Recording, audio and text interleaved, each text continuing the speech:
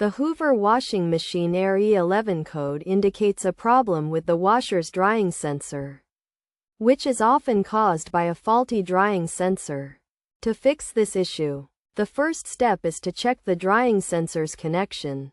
Begin by powering off the dryer and unplugging the power cable from the electrical outlet.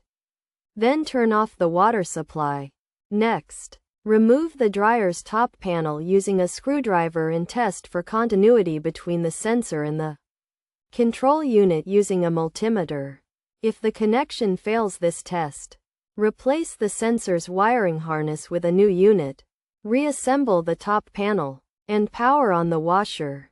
Alternatively, if the issue persists, power off the washer, turn off its water supply, and disassemble the top panel using a screwdriver.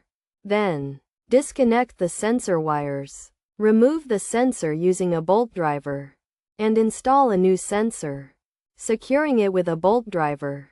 Finally, reconnect the sensor wires, reassemble the top panel, and power on the washer to complete the repair.